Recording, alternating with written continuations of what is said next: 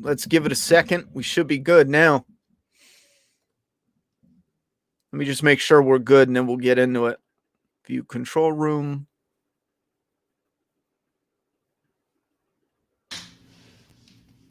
All right, we are officially live, and this is a out of the blue celebration stream. We're going to jump right into it because it's going to be a shorter stream. In this way, people showing up late could just rewatch the stream without having to sit through 10-15 minutes of waiting for people to show up. But celebration stream because we hit $10,000, our $10,000 goal officially on Doomsday Kingdom. Now, for those who maybe forgot or weren't really paying attention to some of the perks, if you scroll down on the website on Indiegogo, if you scroll down, you see that the final, or at least the top, there's still more to come if we continue to grow, but the final milestone that we were trying to hit right now before we ship these or go to print is the $10,000 upgrade, which is a spot varnish, a blood splattered look on the cover of the book itself, giving it a really distinctive and neat look to it. As if, how did you put it, James? As if somebody grabbed the book in a store and he was killed for it. it was Doomsday Kingdom was just too good. It's as valuable as toilet paper. There's also, if you scroll all the way down, you can see you guys unlocked, for the people who signed up, you got the trading card. And then we hit the Doomsday Kingdom bookmark. We are already looking for tassels to go on the bookmark. You'll have little holes in it and you'll have tassels coming out. And everyone gets the bookmark. Everyone gets the upgraded paper. Everyone gets the spot varnish upgrade. Everybody gets the Doomsday Clown poster as well as, did I pass by it? As well as, huh? You said the clown cover. Yeah, hold on. I backed up because I did pass, but I didn't quite go to the bottom. Everyone gets these cover prints. It is the original cover from the floppies, but you're getting them in kind of like mini posters. They're the same size as a comic, so you can actually put them in the bag and board and recreate covers. All virgin reprint of the covers for issue 1, 2, 3, 4, and 5. So that's 5 mini posters, a bookmark, trading card, premium paper, premium spot varnish on the cover. As of right now, everyone gets that in their package, no matter what you ordered. That's pretty sexy. And again, for the value wise, I think that's a home run. 128 pages. You get all those perks and bonuses. Like I said, so many other times, it's standard or it's more common to get around 48 pages for around $25. And we're offering all these goodies, 128 pages, colored book, and shipping soon too, if there's anyone last minute that's hanging on. What's up, Princess Pie?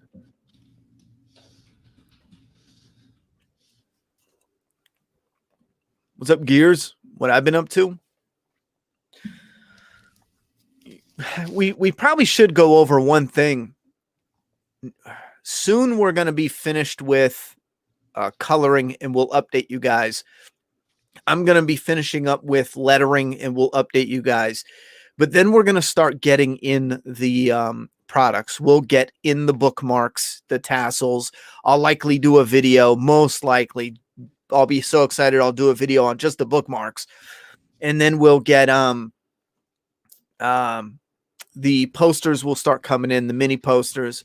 Almost definitely, we should be getting those all at once because there's no reason to order them from different companies. We'll be going with one company for all of them. We'll get them all at once, and we'll probably show them off in a video. So we're talking like a bookmark video, possibly a book, unless something weird happens and we get them all at once, which I don't see that shit happening, but you never know. So we're going to have some follow-up videos. I will be making those priority, and we'll be doing them on the Make Path Presents channel, as well as when we can get the scheduling and we can start getting some other interview and discussion videos rolling. I got one in the wings, but I'm waiting on 2 people, excuse me, to have backup ones. So when I start posting them, we can rock and roll with them. But I have one person already, and then I got a number of people. We're just really trying to fight our schedules to get everyone in, or to get us all at the same time where we're able to do it. And then the flaw and all review. Like when this stream is done, I'm going right back into editing the Boys 101 for the flaw and alls. That's primary. So while the Ronnie Hayes channel is kind of chilling right now, don't worry, I didn't abandon it. We just need to do this and stay on task. It's just going to be like maybe a month of focusing on this and, you know, really rocking at it. And then we're back to grinding with videos, but we really got to focus on this, especially.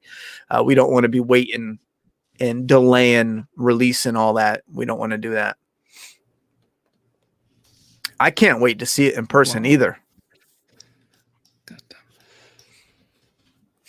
And that's another thing. If we go with a sample, a physical sample over a digital, we'll be showing that off in a video. So, oh yeah, definitely. That's my favorite part. That is my absolute favorite part. Thank you very much, Beeman's World. Bowman. I think he changed it. Yeah. Oh, Dutch Schaefer. Yeah, there's that app that changes your face and puts it on other characters. Princess Pie told me about it yesterday. I was having a little fun with it. I showed my brother. He was messing around with it too. But what was the other one? She put my face on Al Bundy. It was great. I don't know unless I don't know how to do that unless I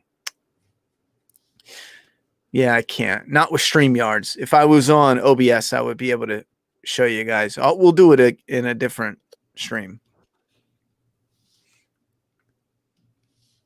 Thank you very much, Mommy Hernandez, Dan Peterson. What's up, guys? So excited for both your success. From here to Doomsday Kingdom comes. Yeah, man. It's a big deal, though. Getting the book out and all the extras, and you know, it's going to be a hustle. It doesn't just stop at, all right, the book is, you know, technically done because it's drawn, colored, lettered, and we put the file out. I mean, then we got to get all the stock in, get it organized, get the orders, and yada yada yada. I mean, we got to ship it on out. So there's probably going to be like a solid week or two where we're doing videos just about DK, or maybe even streaming while we're doing some shit. I'm not really sure, because I know when we did the floppies, I did a stream, but it just slowed me down when I was shipping them out. And then when I got off the stream the next day, instead of streaming, I just went right into shipping, and I was just banging them out, because you got to use the double monitors. You got the order page on one monitor. I got the stamps.com on the other. And then that way I just transfer everything, bang, bang, bang, and I could see it at the same time, cross-reference it, print out the shipping, and get going. And when you're streaming, you're doing that, and then you're reading comments, and then you're bouncing back to that. Sometimes you got to, you know, do a double take, and it slows you down a bit. Yeah, you can still get the book. How do you say that name? Cephas? You're going to be able to get the book for at least another week or two. And I figure that because we're going to order a little bit extra obviously we're going to order some extra to cover anything that might get damaged or lost or freak accidents. And then we're going to order a handful extra for people who are just hearing about it, because we got some other stuff in the works, like some interviews and some collabs and stuff. So if anyone's coming late, we don't want to sell 200 books and print 201 books. You know what I mean? We want to at least get a little handful extra, so that way we have some for the people showing up late. Plus, that's extra profit to put towards the next issue. Did I remove membership? No, I did not. Well, it says you've got a badge in it, so yeah, just over there. Might have missed it. I see your badge. Dan Peterson says, I'm actually interested in the process of how it all works. So keep us updated for sure. I think the digital stuff is kind of tricky because obviously it's just done on a computer. As far as James formats it for the printer, that would be like, again, I don't know. I would imagine it's something so boring. Maybe he doesn't even want to do it. I've got it pretty easy now. I've got the template set up. The only annoying thing is with actually the volume, it does have to be reformatted to the templates. Because the question I had as well was, because we've got that custom spine, I asked the question, I was like, how do we determine how wide it is? Because obviously we don't have the physical book. And she said, the representative of the printer company said that there's a little thing that calculates the size, and then you just add a little tiny bit extra for room, and then you should be pretty much good. But other than that, it's just a case of set one PSD template up in Photoshop and then just drag and drop all of the finished lettered pages and then send it to them.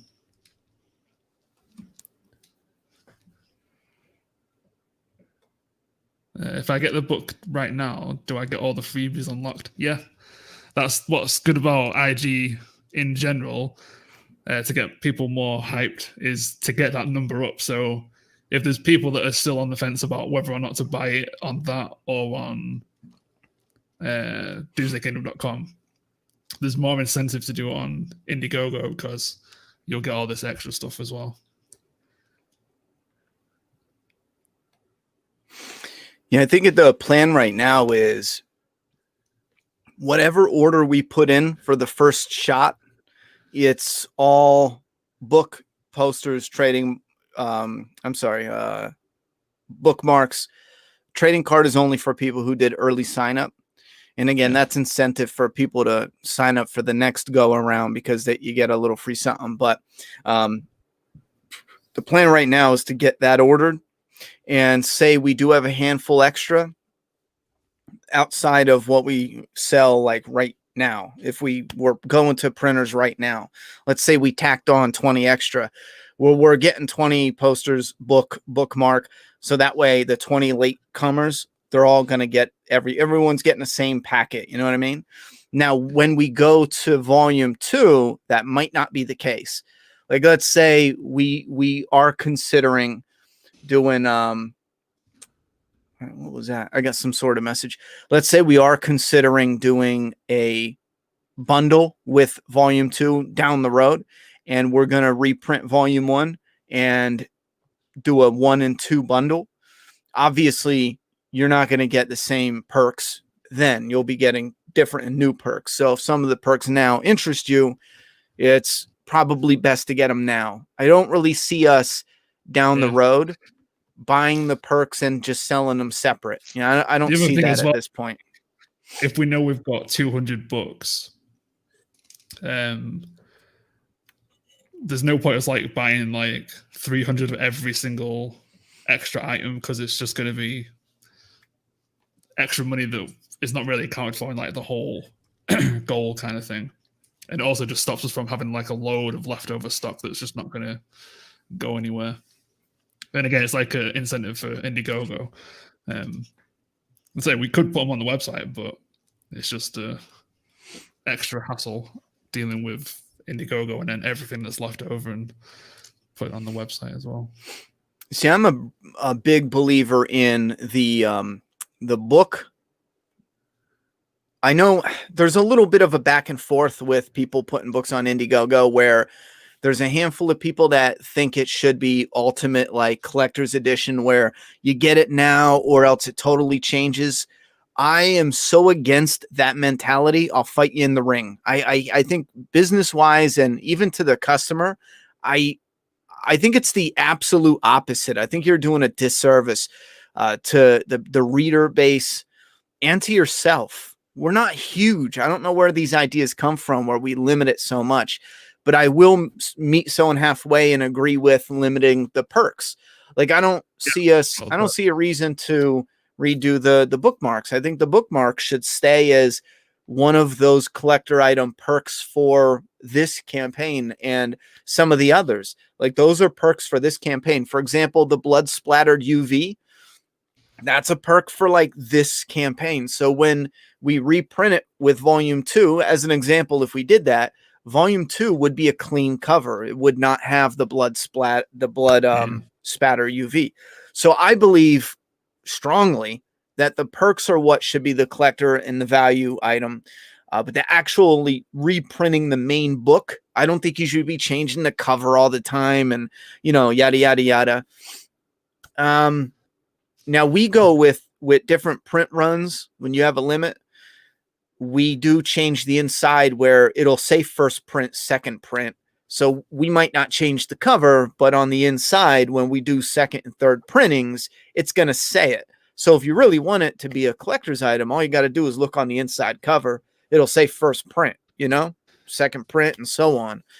I don't think maybe those other or some other IG people do that. Maybe they're not aware of that, but you actually put the printing on the inside. I'm sure some of them are, but by the way they talk, they make it seem like you can only serve the people you have collected right now, and everyone else you got to do like give them a different product. I would assume covers, but I don't agree with that. Then again, some people are really against digital, and we know that only 20% of you guys are interested in digital. Even when we offer it months in advance, the 80% of you are like, nope, we want it in our hands. So like, we're not against digital. On the flip side, we understand that there's just something about having this in your hand.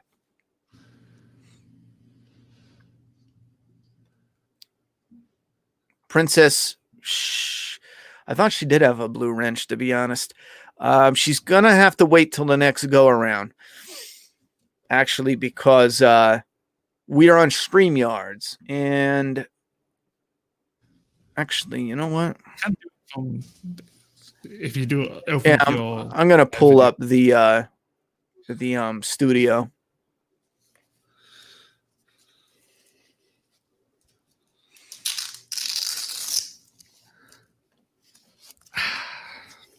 Need a drink. I want to see what it looks like now because she's a moderator, so it's going to show. And she's a member, so it gives her a green name. When you're a mod, it gives you a blue name. So I'm wondering if it'll show the green or blue over. I think it shows blue. Let me see any other mods in here. Just me. Yeah, but you're not a channel member. Yeah, but I'm a mod. I'm saying what shows up on StreamYards. Oh, I'm talking about the on the Princess. Talk in the chat. I'll show them. It doesn't show anything. About. Yeah, see Princess, but on YouTube, and she's a channel member, so her old comments are in green with the icon. Now that I made her a mod, her thing is blue with a wrench and then the icon. That's what I was wondering about. Just a little thing. I was curious what it'll show. Yeah.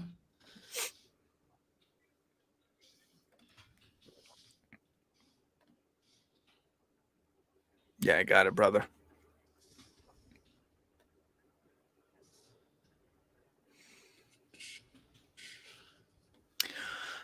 I think there was yeah.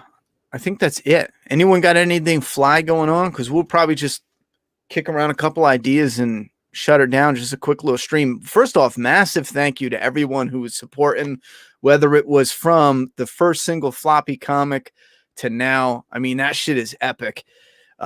Having the ability to put these out without having to rely on companies or people already in the industry and yada, yada, yada, just popping it out ourselves. Now that shit is fly. I think especially YouTube, it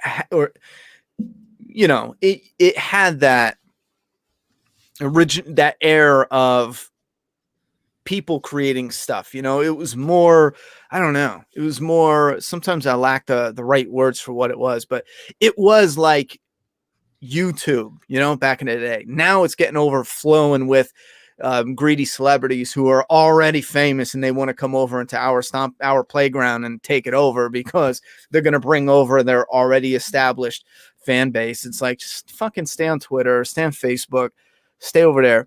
To some degree, it does help us, though, because it brings more eyes over here. It brings more, and the more eyes, the more people watching, the more people are kicking it. However, on the flip side, YouTube is burying everyone instead of people who are already in it. You know what I mean? So I don't know. I think someone coming out with another platform would be pretty interesting if they were able to compete.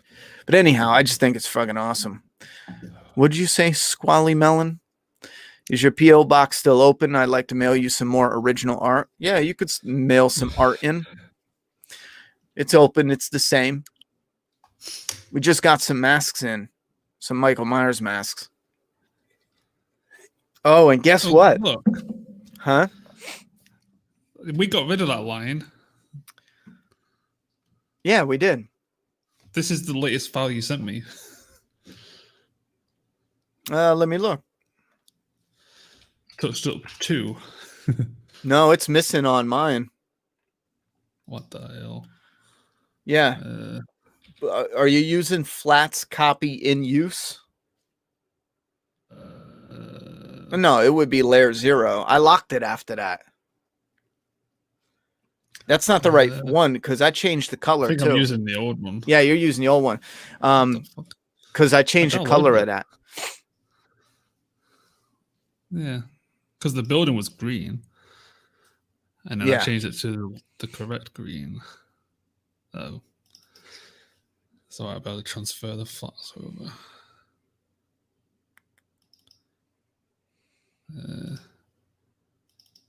Flats touched. See, I've opened the wrong layer. Oh, gotcha. Well, it's a good thing we took out that line, or you would have been working on the wrong layer for.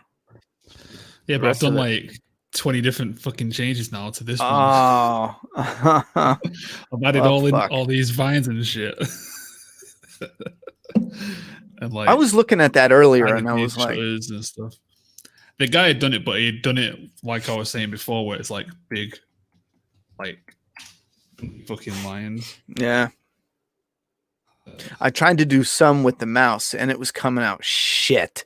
And I was like, yeah, now I know what he means about having the board with the pen. So yeah, like he had these like massive lines like that. I was just like, so I got rid of it and made anywhere those vines the same color as like the background. Yeah. And just repainted over the top. Little dots and stuff. He's doing pull-ups, chat. That's going to be a fence. So let me just pull up. I might as well pull up the most recent page, which is page number 1, because it looks even better now that we've got the actual fence installed. Yeah, I've been looking at that page. It was kind of interesting doing the fence because Clip Studio is awesome for like finding a load of materials and assets and stuff. But it scales with the size, so you don't have to like. It's always like pixel perfect. And then what I've done to make it less 3D looking, if you like zoom in, I rasterized the lines to make it look a bit more like hand drawn but duplicated. And then I changed the color of the white to match the color that I've done on this like crossbar, like the main fence bar. And then very subtle, there's some shadow to it, which if you, hopefully it will show up on the screen. It's very, you should see some flashing near Katie. It's very sort of like, it's one of those things where if I didn't do it, you probably won't see it because of the resolution on the thing, but it just looks cool. I didn't want to like draw in the whole fence because it would just look messy having like thick lines over the characters and stuff like that. And it also makes it a hell of a lot harder for flatters because they've got to go like in between all the chain links. That's why I left it last. And I basically see it as, you know, you film The Walking Dead on cameras and stuff, and then you do the special effects. Like if it's just a time restraint thing, or, you know, you want clear views, or you want to do CG blood, like I've got a CG fence. The comics gate of fences.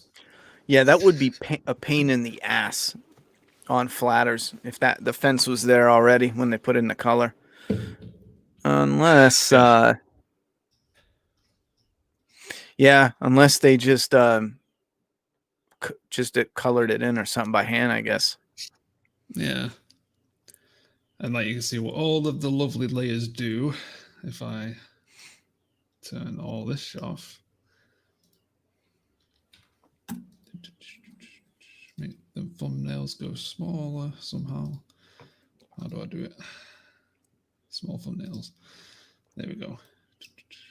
I'll leave the inks on. Sky.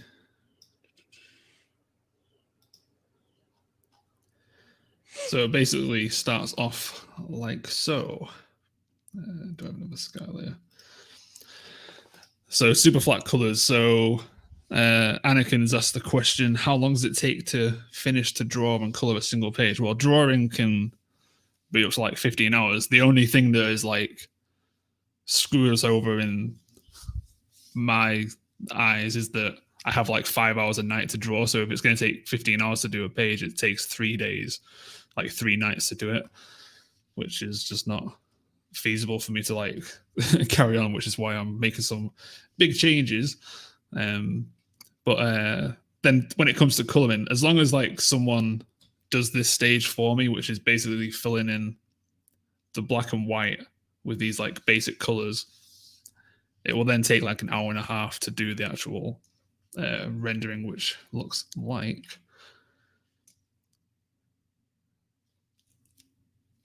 come on this. So the way I do coloring as well is quite subtle, but it's also quite fast because it doesn't need to be. Oh, I'm missing a layer for some reason on Tristan's jacket. You can see the changes I've made, but once I build over every part of the image so that it's not just like a bright flat color, you'll see that stuff's been done to it and it's just comes to life.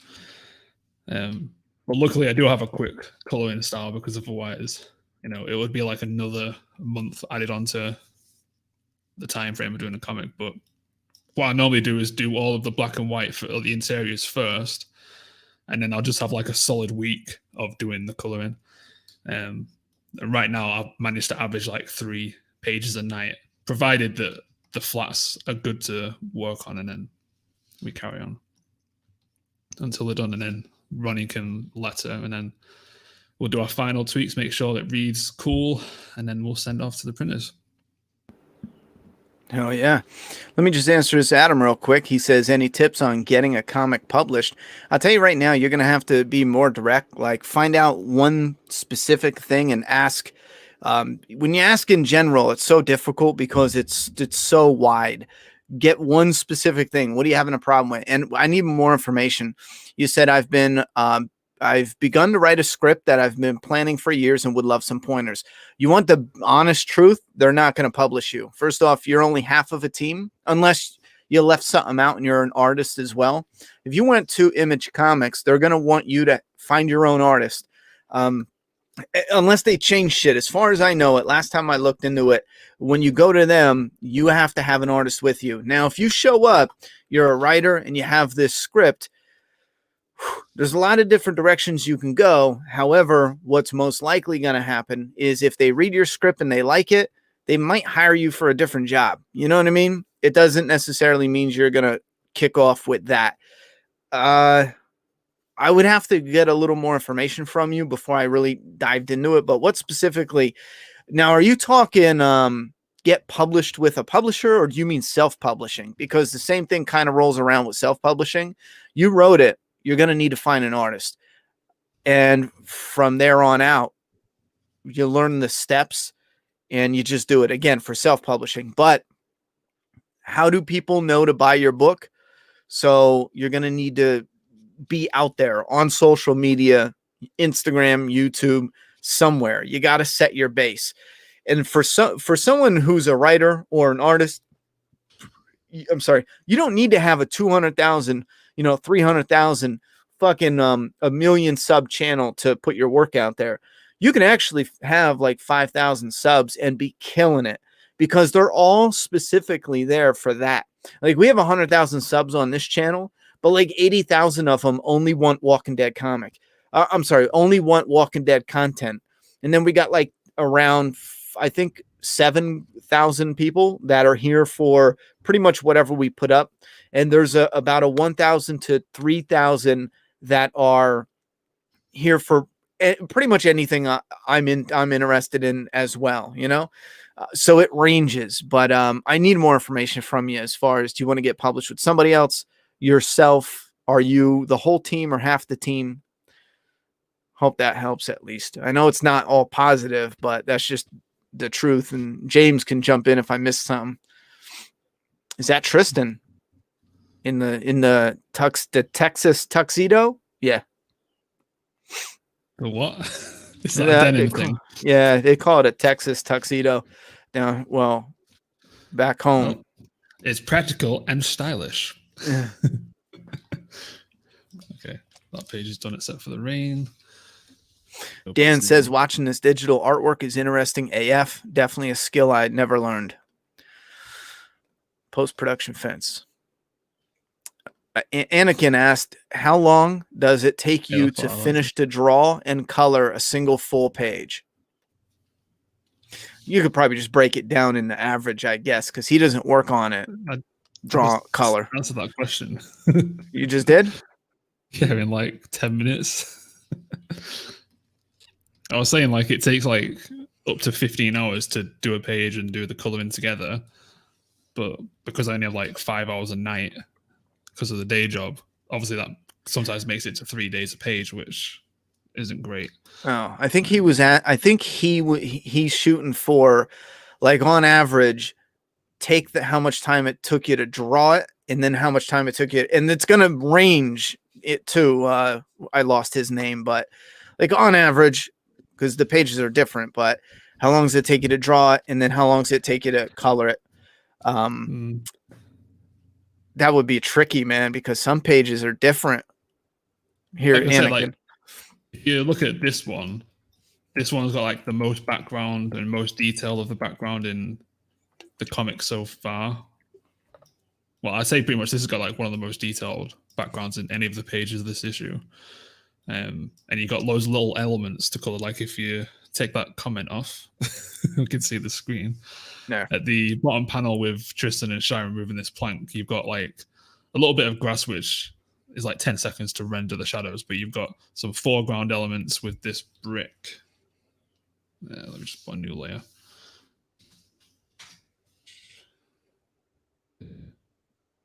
StreamYards is so crap with Photoshop. They did that new update. Out. Yeah, but I think it's using more resources than it needs to. I don't have like lagging issues. Like, look, it's launching all kinds of crazy stuff. Okay. Yeah, so like, anyway, you've got a foreground element and you got these planks. So one thing I'm thinking about is making that less visible to the eye. Because obviously the focus is going to be on Tristan and Shy. And it's like the brick is all different color, the shutter, then the characters themselves, and then if the computer works, like this backdoor scene, what the flatter hasn't actually done is the outer part of the building has not been colored, so now I've got to go in and like flat that. So I have these squares here that are going to be a different color of the stone. And then it's a case of once you've got the colors correct, like I want it, then it's a case of rendering it out with like shadows and stuff like that kind of crap, where it's like layering and layering and layering and layering, but neater than that. And then repeat for every panel. And like all these are wide panels, so this page would probably take about up to 2 hours to color, but most typically, I mean, it used to take me like 4 hours to do a page, but because I've got so quick and my techniques of coloring are so fast, you know, it could be done a lot faster now. Adam Carlson, planning on hiring an artist off Fiverr. someone who is experienced a bit with Fiverr, and I mean, I'm on Fiverr and I have no fucking prospects on there. Although it starts off quite cheap, if you're looking for someone to pay to do your comic book, you might find that you're actually paying a lot more than what you'd normally. Like if you, other than just finding someone like me working for you, like I work with Ronnie, with Fiverr, they can charge like, they'll say $10 a page, but then it's like, you want to be able to do revisions, and then it's like, okay, here's a $25 additional fee.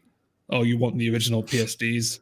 They'll charge you another $20 or whatever the price is. They can charge whatever, and so you could end up paying for a page rate where you'd want to pay an independent person like $60 if they're starting out. You could end up paying like $200 for one page, and then imagine you've got like a 40-page book.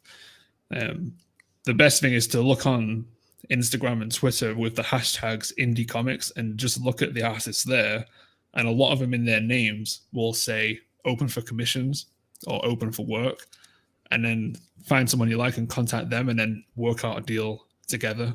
Especially if it comes to doing crowdfunding, where you can do what me and Ronnie do. It's like we put the work in and then we release it and then we split the profits. Like that could work out better, and you don't have to like worry about paying out too much money. Yeah, before fuck anything Fiverr. even happens. I'll co-sign. Fuck Fiverr, bro. I've dealt with it for just a YouTube shit off and on, and I know there was a time I jumped on there for just something small and cheap. It was some logo for some video. It just needed to flicker and then a thump sound. And I was so busy, and I was like, I'll pop on there and bang, bang, bang, maybe 40, 50 bucks. And if I did the math, and James is right, it'll be like, here's the image. I made it, but you need to pay me for the files to go and actually use it while you edit. So in all, something that should have cost me 50 bucks off at Joe Blow from the fucking internet, he wanted like $180. Now keep in mind, I talked with him beforehand, and I was like, fuck no, politely, and I backed away because that is outrageous. Find some Joe Blow asshole on fucking line, and I mean that in a positive way, and throw him a couple bucks. It's way better than Fiverr, and not your situation in particular. I've been saying that for a few years now. Instagram is the best. You got tags, and they put up pictures all the time of their art, and it's going to take you a while. You're not going to jump on tonight and find your guy. It might take you a few weeks, maybe a month. You got to look. You got to be patient and contact and go at it. Thought Factory, yes, Doomsday Kingdom is still available right now in the graphic novel format. And Corey J, just please hang in there with a little bit of patience. We will have a stack of issue 4s on the website soon. Nothing else, though. I know we have a few signature series, but we're taking a break because we got to mail those back and forth. So issue 4 is the only thing getting stocked until the volume is out, and they will restock a little bit of everything else. We just can't do it all at once. I saw another question. Where to go? Yeah, there's one Anakin's asked about being a writer and the artist at the same time. Yeah, obviously, if you can write a script and you can draw, then there's nothing stopping you doing both. And then Dan Peterson says, regarding the Fiverr stuff, so they own the artwork, but you own the right to publish on commissions. I kind of know what you're saying. Basically, an artist, unless it's stipulated in their page rate that the artist has to relinquish all original artwork, typically the artist has the right to keep it because you're paying for the use of the page after it's been scanned or whatever to then be made into a comic book, and they won't necessarily get any of the back end unless it does like thousands and thousands of copies. So the artist generally keeps the pages for themselves to do what they see fit, but they wouldn't be able to like, make a custom comic of their own and sell it without cutting you in it.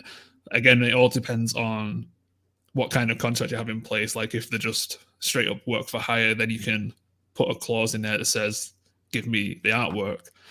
But again, like if you're doing crowdfunding stuff, or you're doing how me and Ronnie do it, where we put in all the work first and then reap the rewards after it, then obviously I would keep the pages, so that can help fund like paying bills and all that kind of stuff.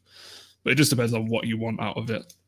The published on commissions thing, I don't understand what you mean by that, unless you just mean you're commissioning them to do you a comic page.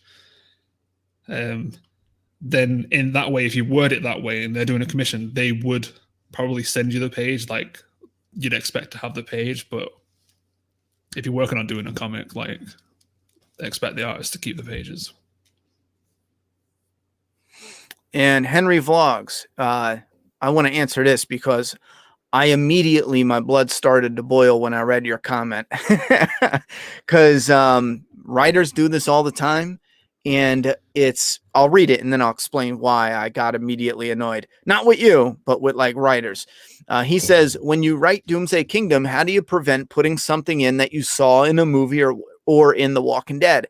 How do you keep it completely original and try not to rip anything off? You just don't fucking rip anything off. It is that fucking simple. And I'm not mad at you. I'm mad at like writers because they do it all the fucking time. Like the guy who did season 2 of Fear the Walking Dead, he straight up ripped off the comic and something that was coming up in the very next season of the main show. And then he fucking pretended like, oh, I didn't read that in the comic. I must have just, fucking shit it in existence or something. No, he read the comic, stole the idea. And then when he was approached about it in an interview, and Scott Gimple got like fucking annoyed with him, it seemed like, in a response, because Gimple was like, well, I was real excited to do that scene, but they did it on Fear, so we're going to have to do something else, but trust me, it'll be fucking awesome.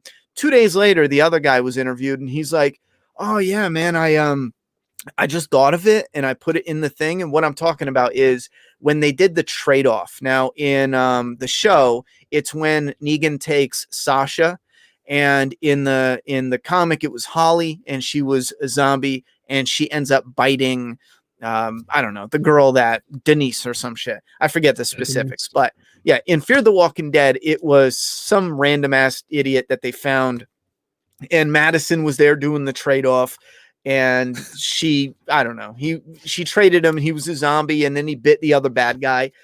Absolutely butchered something because the terrible writing in Fear the Walking Dead, they used characters that we didn't give a fuck about, when the reason it worked so heavily in the Walking Dead comic, and to some degree, because they still used a little bit of that in the show, is it involved characters we actually did care about.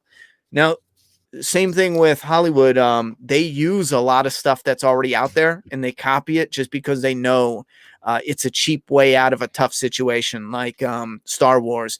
They used the same ending from Avengers, the Endgame. They used that same thing because they know fans loved it from Endgame, and they figured at the very least, they won't hate it because it's already been done. So, yeah, as a writer, and again, it's like one of the secret dirty tricks with writers in Hollywood. They don't ever talk about it, but that's what they do. They just rip stuff off that's already worked. But you, Henry, and any other indie writer, just don't fucking rip them off. Now, you're going to get something similar, like zombies. If your zombie, I don't know, bites people and turns them into zombies, if your zombie, if everyone's infected already, all this same shit, like The Walking Dead is 40% a ripoff of Night of the Living Dead. Even when Kirkman said it's a spore from space, that's the same shit from Night of the Living Dead. So, on concept wise, it's like some of Night of the Living Dead and then some of 28 Days Later. Sometimes you're just going to have it. It's going to be there. But if you know you're ripping it off, just fucking don't. Yeah. Like people saying that we're in the first issue, as we were talking about it, people were like, oh, you're just trying to rip off The Walking Dead. Why? Why would we just put Walking Dead and pretend it's Doomsday Kingdom like it's something new? Like, I don't know. I think there's a lot of fanfic shit out there, and people just assume it's going to be that. But no, there's stuff that I was gutted I had to remove out of the story because The Walking Dead did something too similar. Like when it came to the Whisperers, I talked about this long ago. I was gutted because I was just, I forget what put me in the mood, but I had just finished up this part where people were off to the side and they were, showing them how to travel. In the Guardians were showing them how to like travel amongst the hordes, and they were off to the side and they spotted somebody, and like this was in my story, and shit popped off, and it was pretty fucking epic because you had this one guy trying to like stab this other guy, and they're in a horde, and they were doing it, you know, the tension is mounted because if they make the wrong move, they're both getting devoured. So you had like this fucking night fight, and it was, you know, maybe even a little bit of Saving Private Ryan in there where a guy's finally getting stabbed, you know, and he's got to hold him still, but then stab him to death at the same time, not attract the horde. I forget the details, but it was something epic. I thought it was epic. And that's all gone now. That whole fucking shit is all gone now. I kept the zombie shield. I kept that in issue 1 just because I'm stripping it, but I'm still leaving some of it because fuck that. I wrote it years before, you know, we ever saw it in the comic. I talked about it 9 months before it was in the comic, let alone on the show. So I kept some of it. Yeah. And yes, there's Easter eggs. Oh, I'm sorry. Chris Stanley, thank you very much in a big way for the $5 donation. That helps incredibly. I missed your comment, Angel. Yo, Ronnie and James, you guys planning on adding any Easter eggs in the comic? Fuck yes. Yeah, I can't remember what the thing is. It's been so long since I've drawn most of this issue. I can't remember what I've put in there. There is one for Lost, but that's yeah. It's a big part in that panel, but it's still obscure enough to not know what the fuck it is until the dialogue gets added. We gotta go back. Anakin wants to know if you wear the Doom Rider mask when you go outside. But people have asked me that a lot. Bro, that would be cool. That would have been perfect for the pandemic. Just don't want to get judged. Yeah.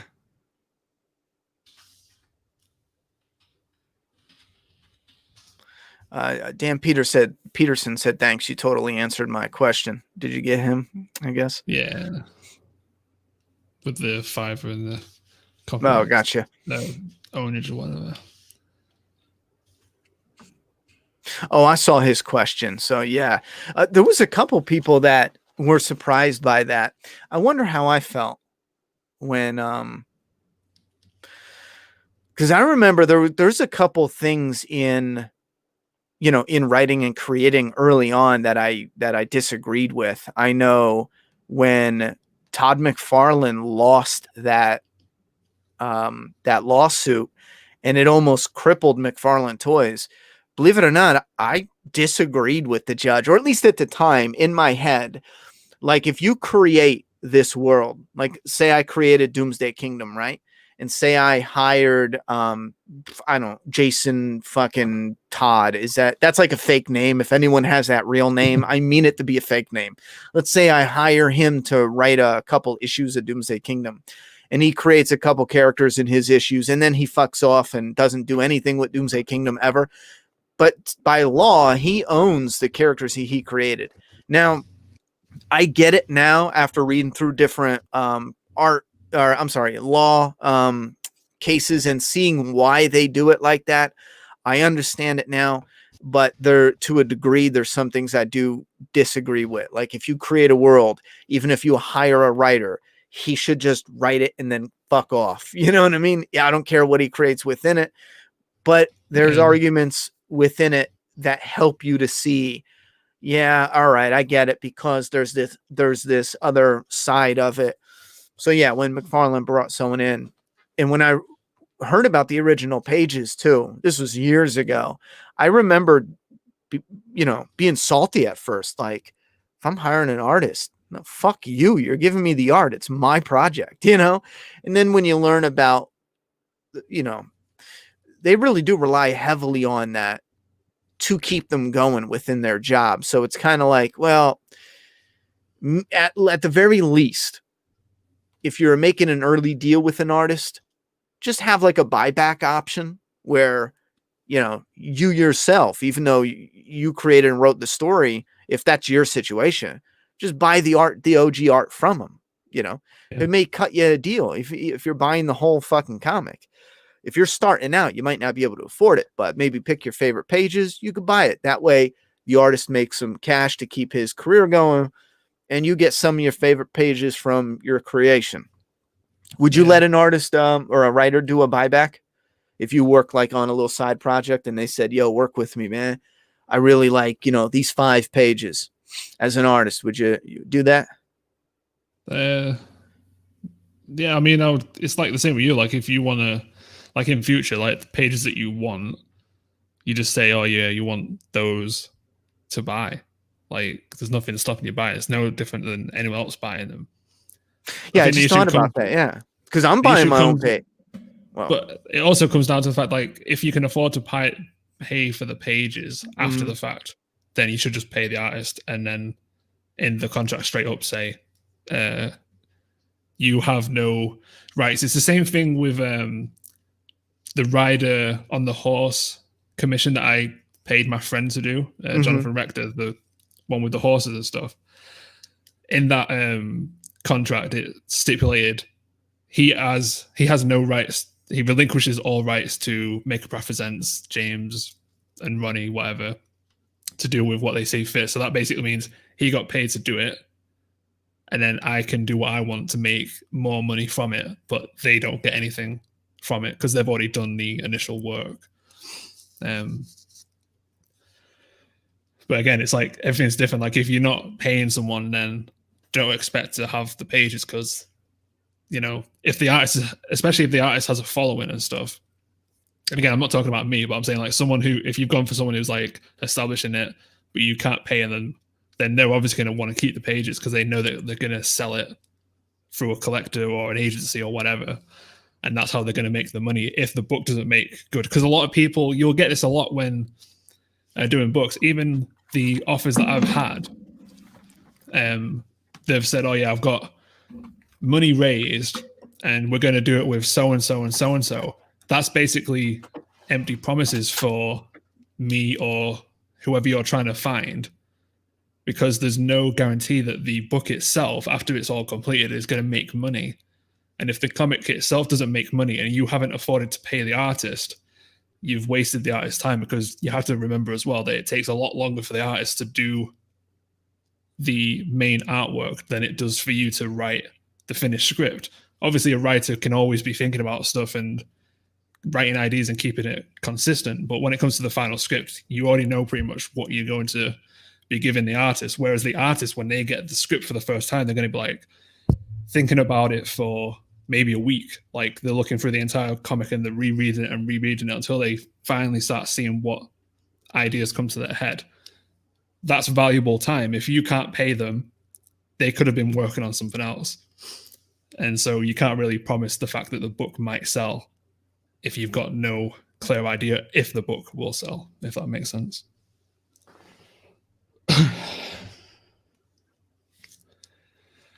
He was talking about the Neil Gaiman, yeah, because we'd had these conversations ourselves when me and Ronnie were first starting.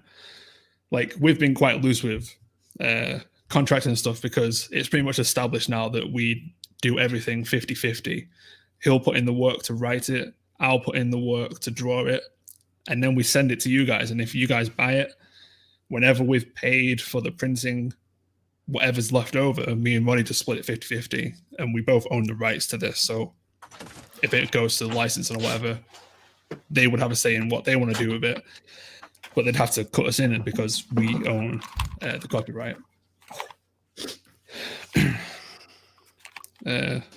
Adam Carlson has just put a new comment. Had to refresh my beer while you were talking to chat. If you just pop up this latest question from Adam. Adam says, if you create a character as a writer, but the artist designs what the character looks like, who controls the rights for the character? That's actually like a 3-parter right there. Well, hold on now, because you have different stipulations. If you get into a contract and your contract is different than another person's contract, because there's I just read about it a little bit ago. You can go into something contractually that will split the rights however you do it going into it. But if you guys are a team on it, you're a team on it. There's another thing I read just recently too. It's not all clean. There's like 3 different categories, but you will have to share ownership. Yeah. But in terms of being, like you own most of it. Like I said, when it comes to, say we get a license deal, we've established that you will decide ultimately who does what with a thing, but we both get cut into like royalties or whatever it is, how they're going to pay us. Yeah. Working with me is, or at least, well, not dealing with me is different than, being a partner with me, but being a partner with me, I feel like it's fucking easy. I don't want your money. I'll split it 50-50. The only thing going into this, I said one thing to James, I own it. I control it going into licensing out, only for a couple of reasons though. If we both owned that part of it, we would never license it out. Well, and then it gives us the right to both do individual things. And that's why we would never license it out. HBO would never let me sell them the license if James has the legal ability to sell the license himself. Because then, and this is weird, imagine this, and no one does this. This is why it doesn't ever fucking happen, rarely. But imagine if Tony Moore didn't get cut out of The Walking Dead and he still owned licensing rights. Robert Kirkman would sell licensing rights to AMC. How fucking weird is this? Tony Moore could have sold licensing rights to HBO. You would have 2 completely different competing Walking Dead shows on at the same fucking time. And that is why, the competition would fucking ruin it. The brand would be crippled because people would be so confused, especially early. What's the legit one? Yeah, especially early on. It's like, wait, what the fuck is this? That's why one of the major things going into it, I was like, there was a comic thing, a couple comic, publishing deals that were like people were talking about. We weren't really focused on, we're making a movie, and we weren't like that egotistical. But outside of that, I'm cool with it. Like profit wise, if this succeeds, we're both good enough to like work on this full time. I don't need 80% of the fucking money. I will say as artists though, technically they make more money than the creator. How about that shit? 'Cause we split everything 50-50. I don't have the talent to do the art. He could just go do art all day long. Well, I'm going to be coming to his house to swim in his in-ground pool while I'm living in a fucking apartment complex. Yeah, but you also being, it's the word facetious, because like I say, I know, but like this is what I'm saying, like don't just base off what we're saying. The general thing that normally happens is that the writer will control the ownership, and so therefore they would get like a bigger cut of the money. But again, if there's no money going into the project and you're both working with each other to get it off the ground, then obviously it's fair to split 50-50. Like when it comes to the licensing thing, I don't want to deal with that shit anyway. So Ronnie can have fun going to meetings and shopping around TV networks all he wants, as long as I get paid from it. Like, and I'm registered and I'm recognized as like, part creator because I'm the one visualizing the story with Ronnie as well. And obviously, I might have gotten the raw end of the deal. Well, that was a good point, though. That is a good point because, and like we were going back before, if you guys are going into it with a different contract than we are, what we're saying might not line up.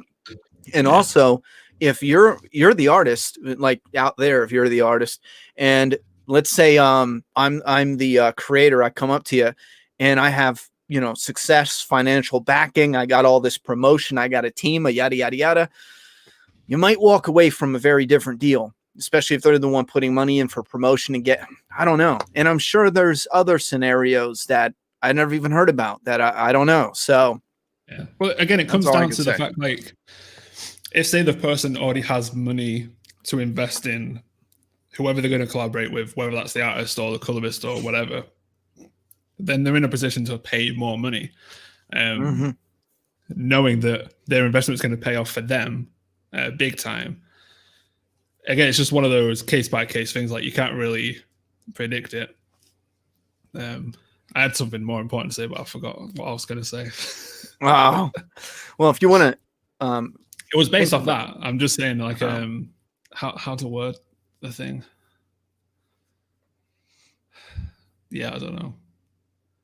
Well, Tutso says live action or animated of Doomsday Kingdom. Which would you prefer? I want to do both.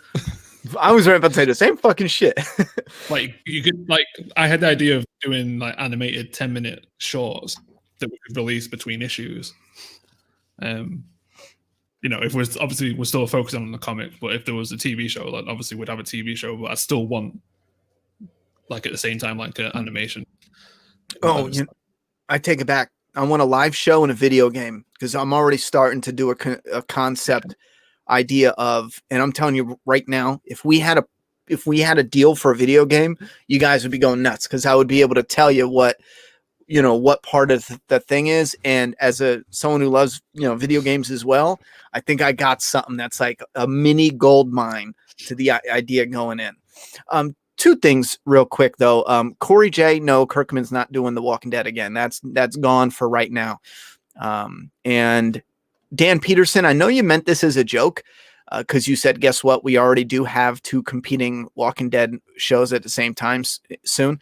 I know you mean that as a joke, but for anyone else, what I mean is competing is 2 totally different Rick, totally different, Michonne, totally different networks, totally different promotions, totally different trailers, like even competing with each other, time slots, yada, yada, yada. That's very different from spinoffs, but you probably meant that as a joke.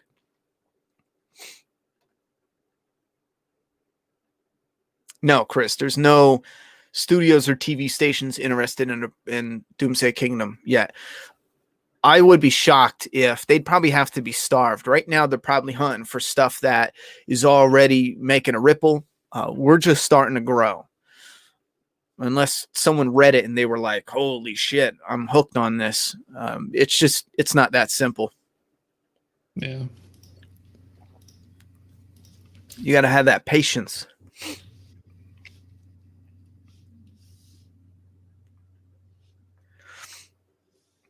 It's been a while for that page. I looked at that when I was tinkering with it last night and I thought, the banister's missing. And then I remembered, oh yeah, that's right. It's the back door. Yeah. It took me a minute. I was staring at it going, what the fuck did James do here? The banister's gone. And then I remembered I'm an idiot. Oh, well, you have to have daily reminders, don't you? Yeah. I keep a notepad by my screen. Yeah. Today I touched fire. Please don't do it again.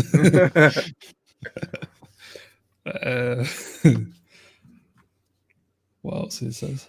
I'm sure it helps when it's a passion project as well. But again, passion, if it comes to you trying to find an artist or whatever, the passion isn't going to be enough. What I was saying when Ronnie was gone was basically, like, I have offers to do some like books now, and they're promising like publishing and all this kind of stuff. But if they were to say, oh, I'm not going to pay you until then, it's kind of like, well, what the hell is the artist supposed to live off? Because you'd have to assume that the artist that you're finding that is like professional, they're going to be doing it full time. So it's like, you can't promise them nothing, like something that might happen in the future. So you'd have to pay them in advance or whatever to do the pages. And again, you just have to just point out that they would give you the pages if that's what you wanted.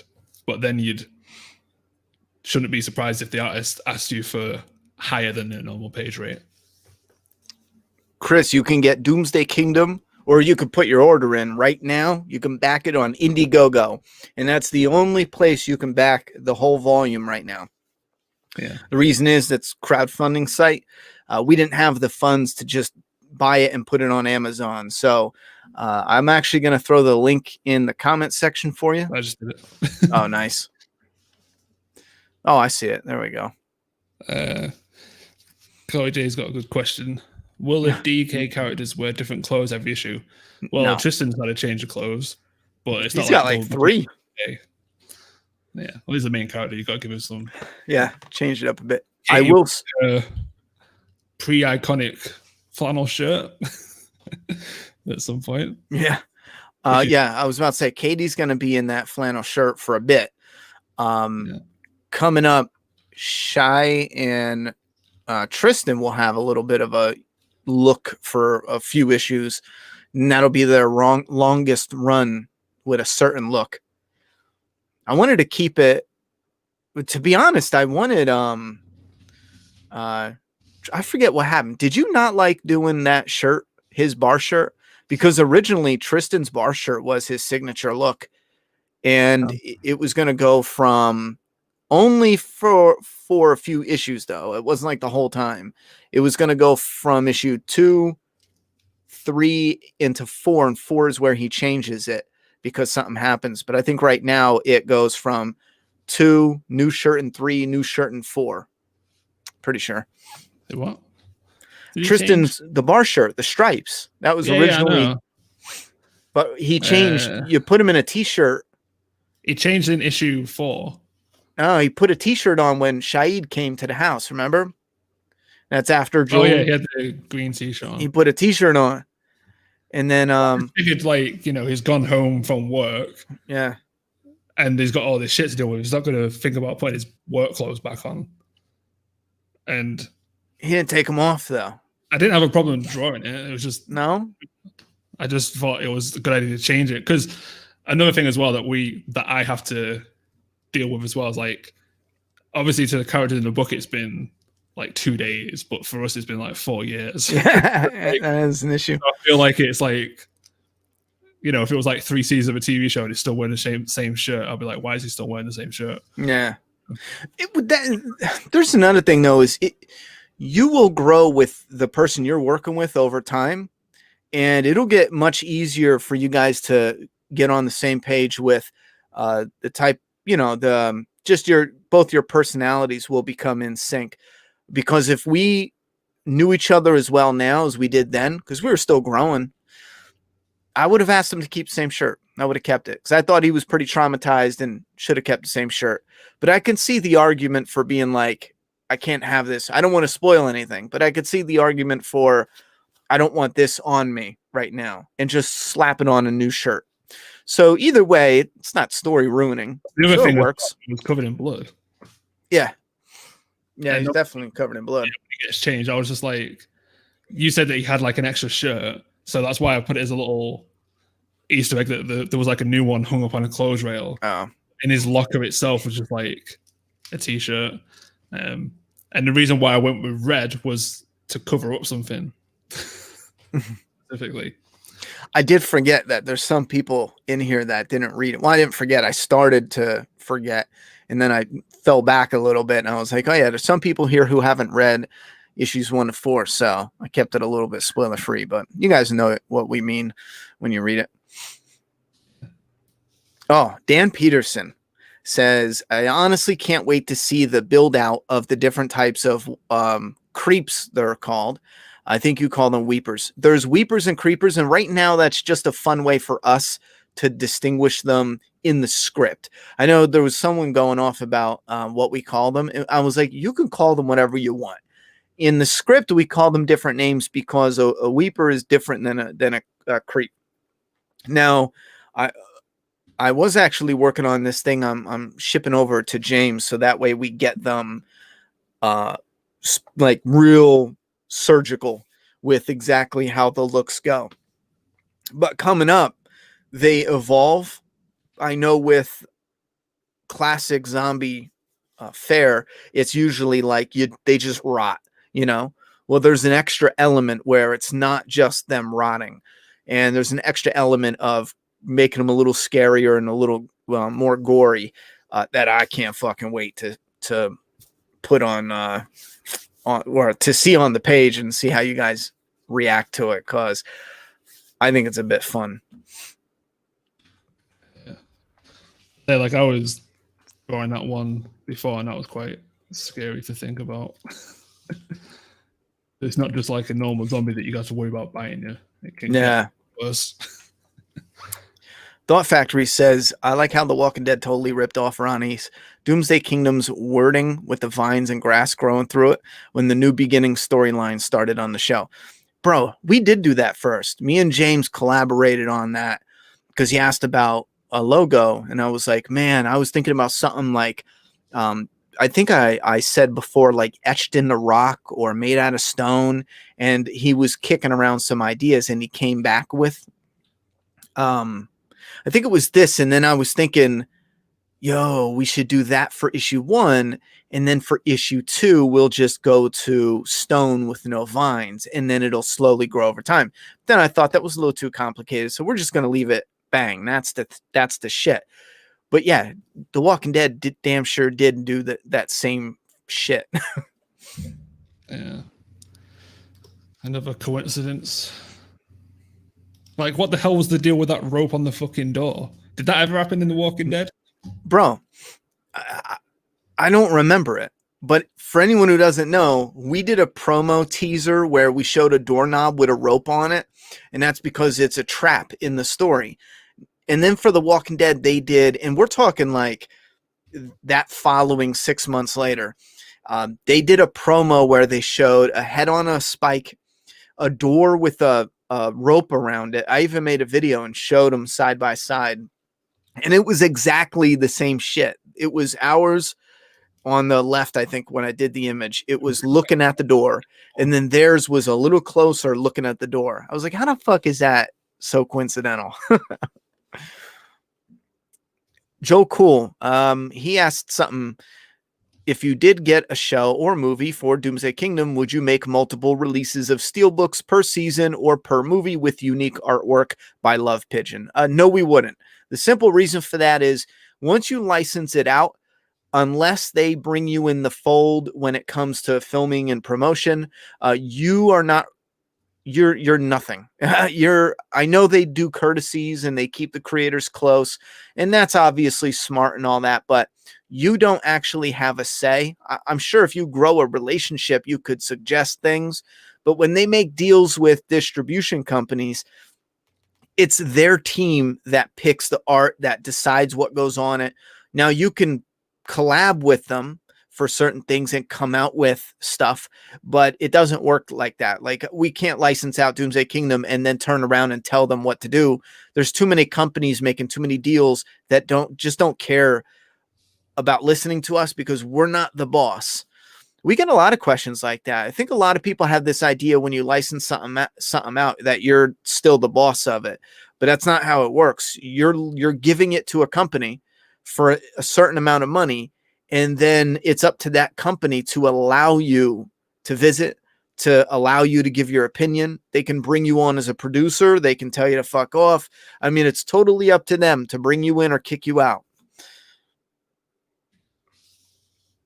I mean, sometimes, like, if it's to do with packaging, they might actually commission the artist, because it happens a lot with comic book action figures. They'll get the artist to design the toy, like they'll come up with a pose, and because it's based off the artist's style, like the Batman black and white, every one of those creators involved in that had a custom figure made from the artist's style, so the artist was like heavily involved in like doing that stuff. Or in the basic way, the packaging itself, they would do like the artwork on the sleeve.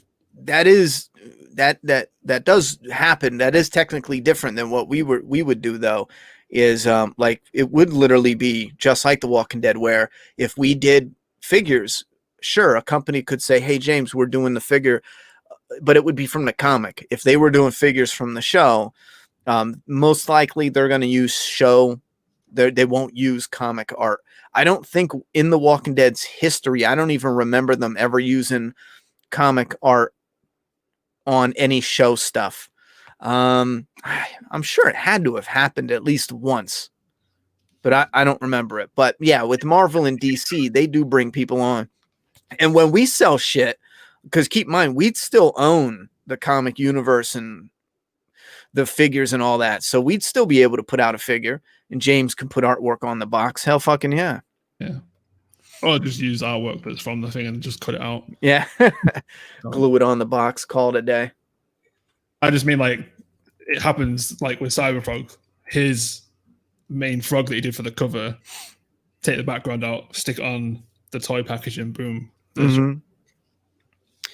Now, Adam says, do you ever feel discouraged when creating Doomsday Kingdom when people say that the comic industry is dying? Not at all, because DC and Marvel, that's their dead body to, get rid of that stink. That's their dead body to try to throw into the ocean and never get caught with it. That's their fucking problem, That's not our problem. The comic industry is dying, yet two people with an idea and a little bit of talent, a lot of talent, can jump on board and raise 10 grand and people interested in seeing their shit. You couldn't do that 10 years ago, 10, 20, 30 years ago. We would never be able to do this. So if the comic industry is dying for DC and Marvel, well, they probably shouldn't have helped kill it. All right. They probably shouldn't have helped suffocate the bitch. But for us, shit's not dying. I mean, put it in perspective. In just under 2 months, we've made $10,000, whereas it took us 3 years to make $30,000. Like, that can show you where the money is going to people, especially because the mainstream is dying. A lot more people are looking towards Kickstarter, Indiegogo, or direct from creators to get the books, because, again, people are getting sick of things being fiddled with to the point where you don't even recognize a character anymore. And it's not just Comicsgate, like, it's the independent comics movement in general.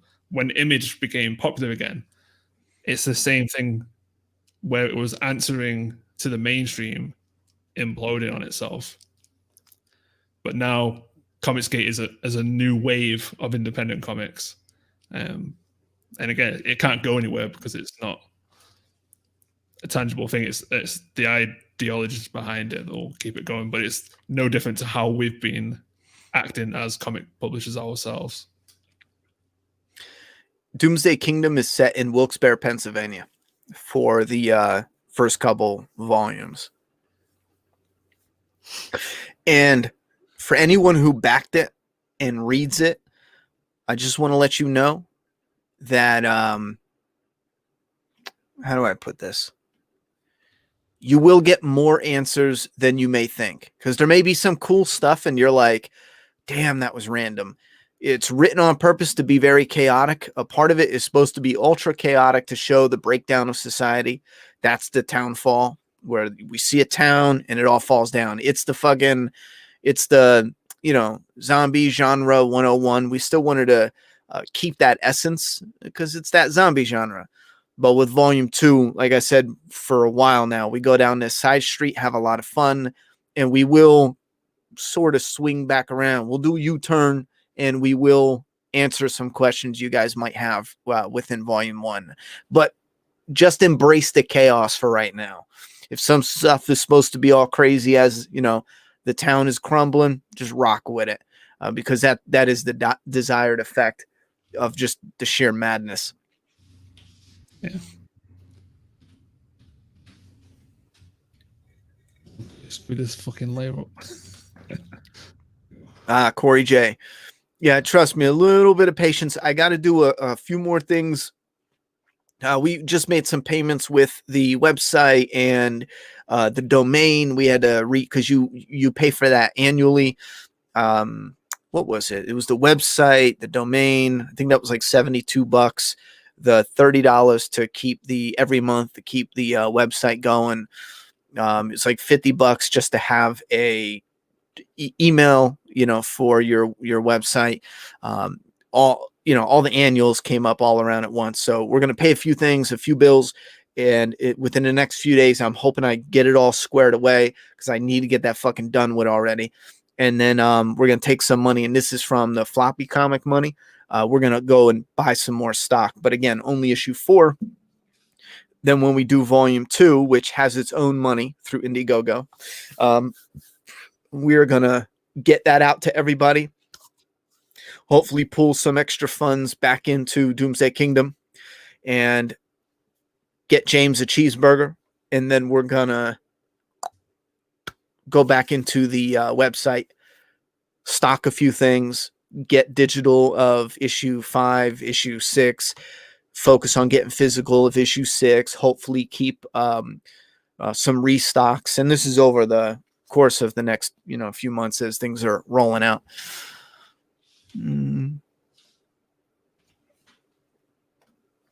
Joe Cool says, what is your favorite steelbook in your collection? What kind of artwork do you prefer for steelbooks? Unique art, original movie poster, or a mix of both? I kind of like unique art, but sometimes original movie poster stuff really does it. I don't know. What is your favorite steelbook in your collection? What is my favorite steelbook? James, you don't have any steelbooks, do you? He asked you too. No. I have a DVD case over there, but I'm not sure what's in it. No, we're not doing any spin-off comics. No, I don't have any steelbooks. No spin-off comics, but if Doomsday Kingdom gets popular, we're doing a video game. Like I said, I got man, we got this awesome idea of video game. Trust me. Outline for that. Huh? You pretty much done the whole outline for that. Yeah, a video game.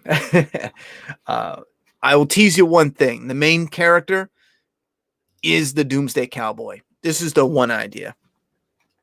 And it'd be fucking rocking. That's steelbook. Steam has glitched out and it's just deleted the entire shadow layer for that fucking character. It lags every time I try and click something. And he's not even there. Yeah, just tell good stories, don't push agenda.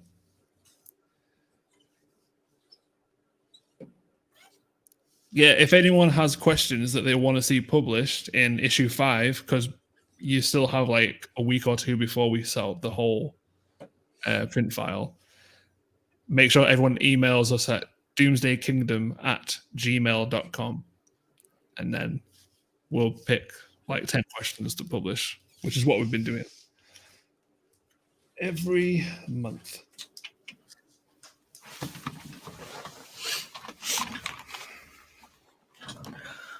I don't know. I think for steelbook, I'm gonna go with Joker for now. The one that is from Finland. It's a different version than in the US. Either that or Last of Us Part 2 with Joel and Ellie. I love the artwork on that.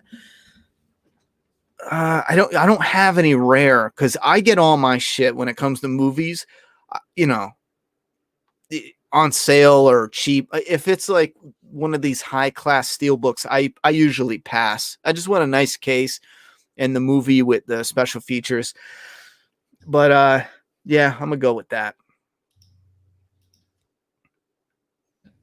Oh, that's just ruined my fucking night. What did?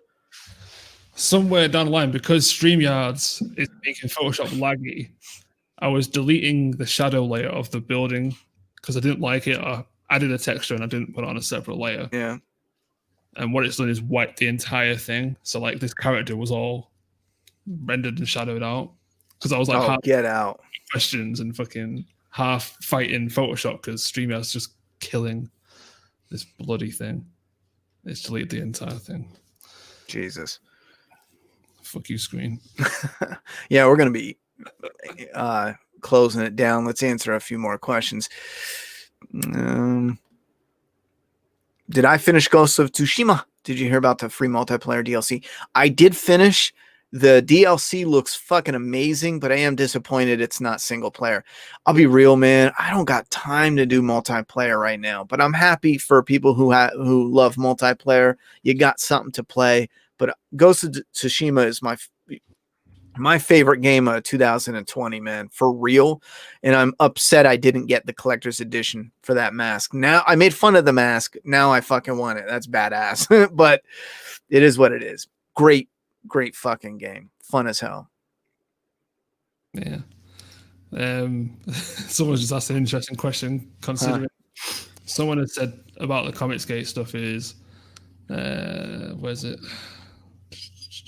Keep agenda out of it, basically. Oh, Chris Stanley. Yeah, but then someone's asked a question at the bottom saying, what can Amazon do to improve the boys? Well, shut the fucking showrunner up for a start. white people are dangerous, apparently.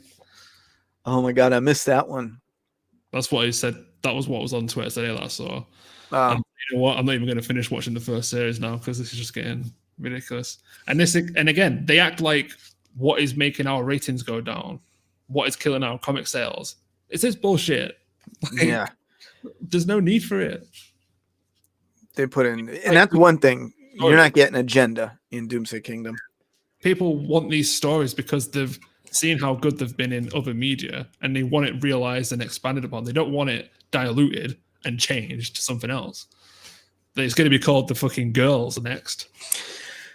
Yo, here's something. Slizzle asked about Last of Us 2, and it gave me an idea. For all the fans that were split on the story, it was because of agenda.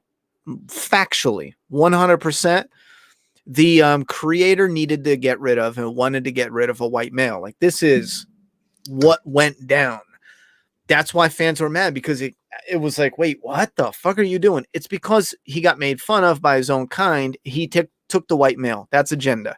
The next is, instead of having a story that unfolded with Ellie and Dina in a meaningful way, you can't kill Dina. You need Dina close because he wanted to feature a lesbian relationship.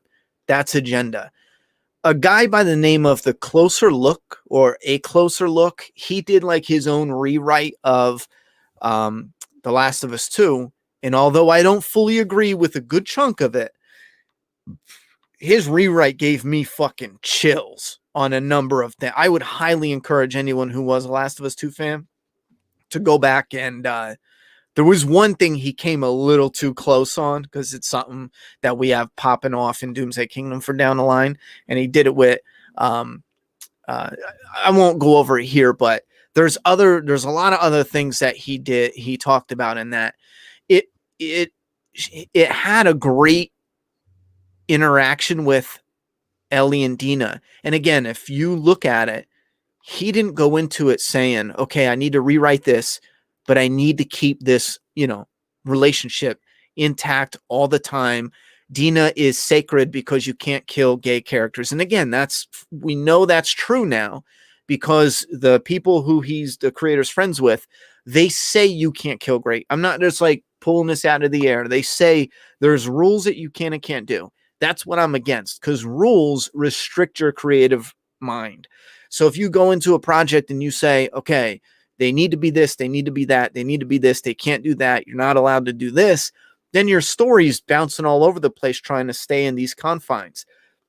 But this Closer Look guy broke down his own idea of how to make The Last of Us 2 better. And again, I didn't fall in love with the whole idea of it, but there was so much there that was hitting, and it's because he wasn't restricted with that agenda. He wasn't restricted utilizing that.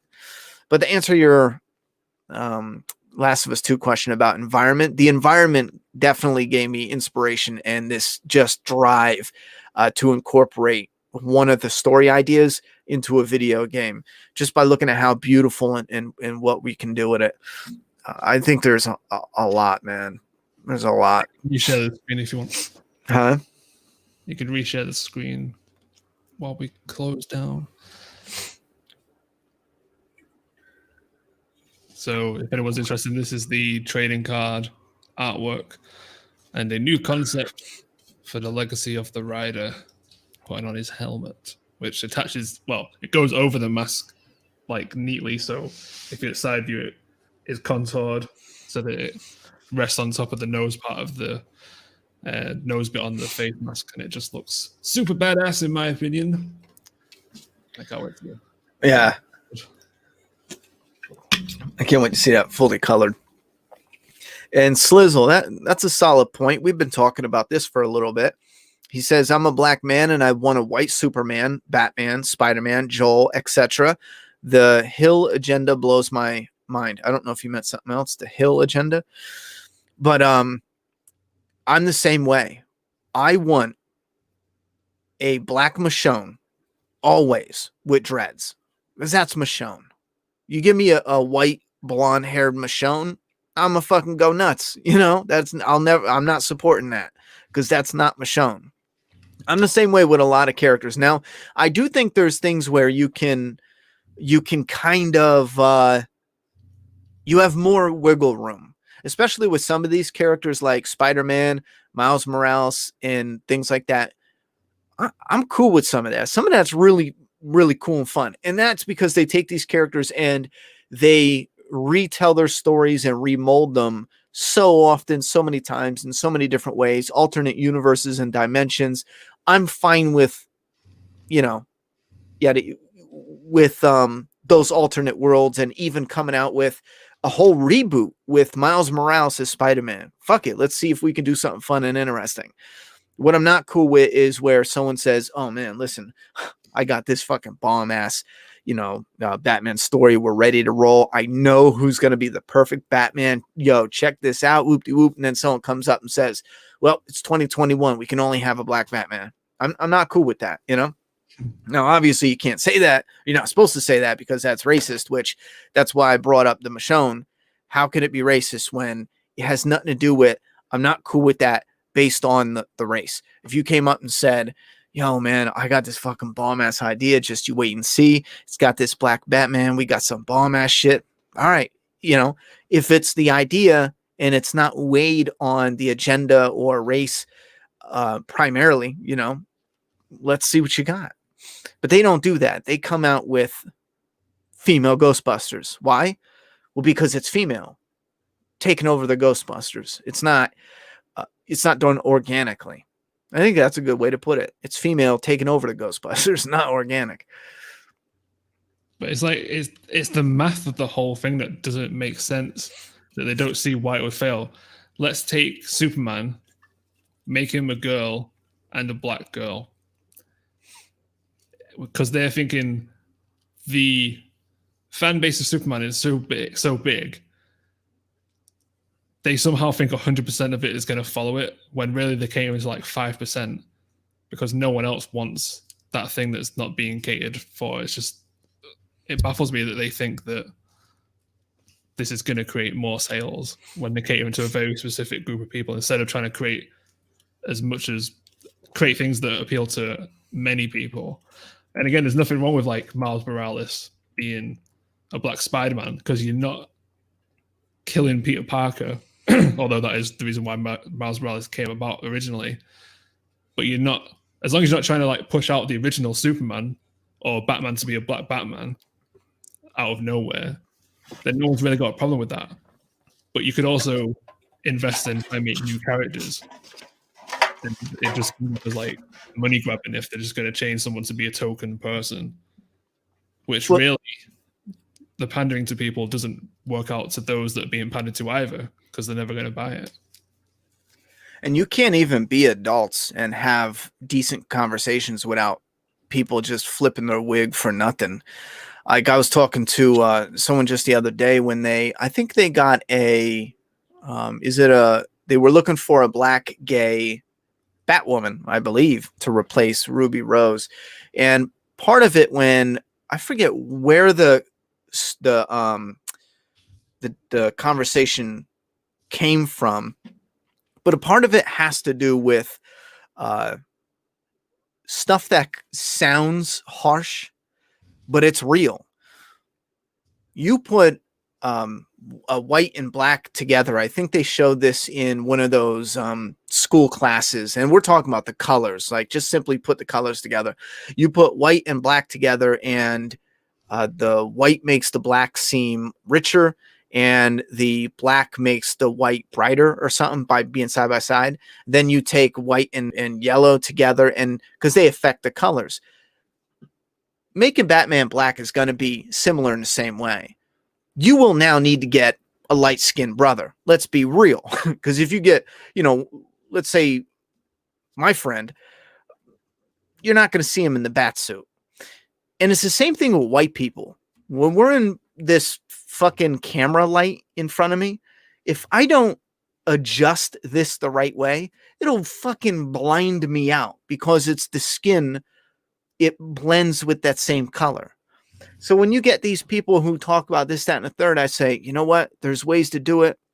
And as long as we can be adult and have some of these conversations. And some people can make all the jokes they want. I think that's fine. We need to just lighten up a bit.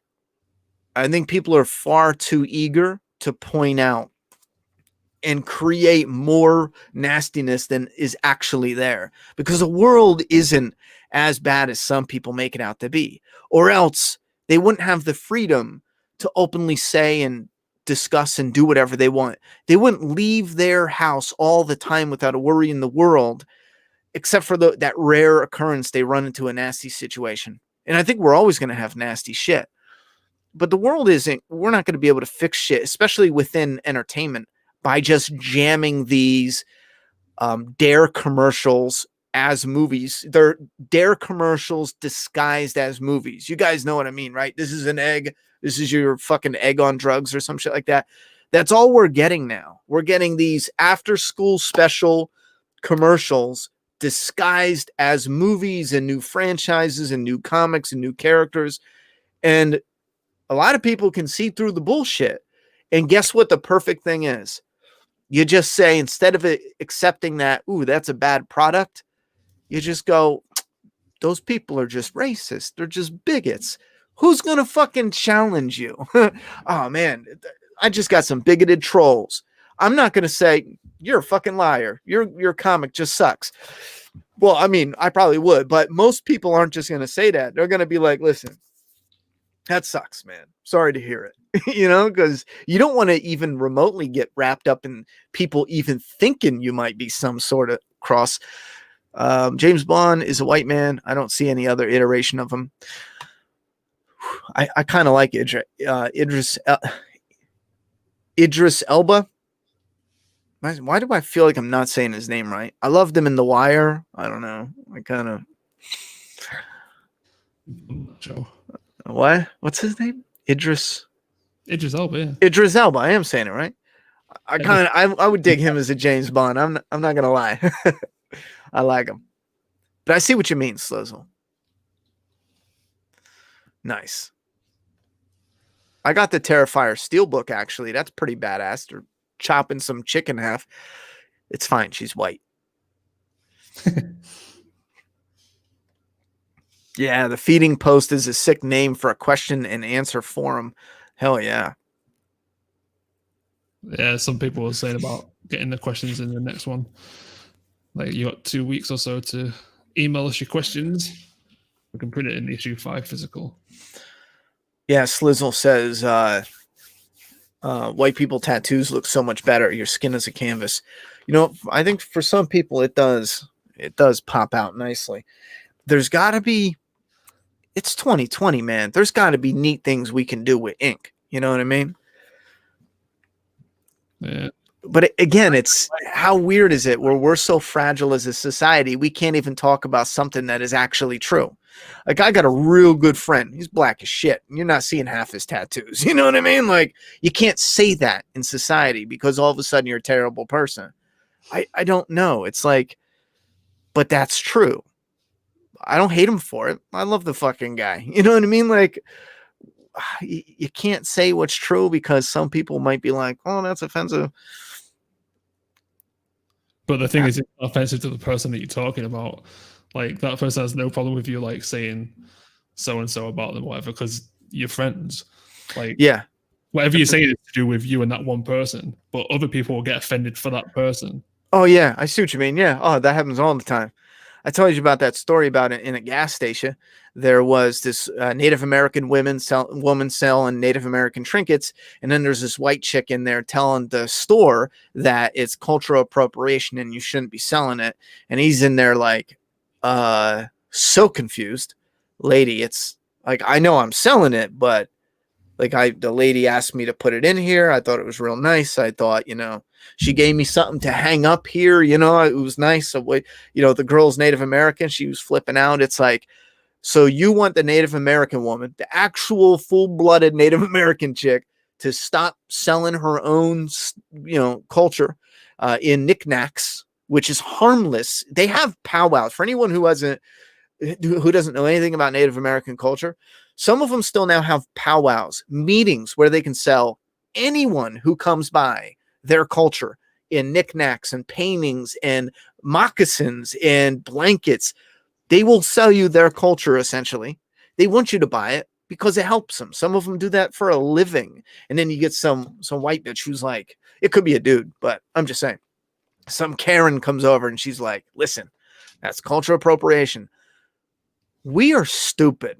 Like, we as a society, there's like 40% of us that are like on point, and then there's just like 60%. How funny would that be if I was like, there's 40% of us that are on point, and there's like 80% of us that are really dumb, bro. Yo, like that. There was this chick on TV that said, some rich guy, and I know nothing about any of the people they're talking about. Some rich guy said, spent $500 million doing a campaign for some politics crap, right? And the chick and dude was on TV going, yeah, you know, he could have gave everyone in America, all 320 some million of us, $1 million and still have money left over, like enough to maintain his rich status. And I'm looking at the screen at first because my brain is throbbing with $500 million, 327 million people. If you gave everyone $1, that's 327 million. Where the fuck are they getting this million? And it took me 10 minutes to realize these grown-ups are just fucking dumb. Like, I could not process that they were just dumb. That dumb to just not be able to put the math together on national TV. And they tweeted it. They talked about it for like a day, a full day. All of them, idiots. Not one of them stopped and went, that's not even close. Like, not even a little bit. Everyone would have got $1.20. You know, it's not even close. I don't know. That's the world we live in. A majority of the people are they got blinders on so bad they can't do simple math. Nowadays, if you mention race at all, you're a racist. Yep, I heard that the other day. Someone said they were going to get Chinese. It was either Chinese or Mexican, and someone made a comment about it being racist. That's insane. That's crazy. That's just fucking crazy.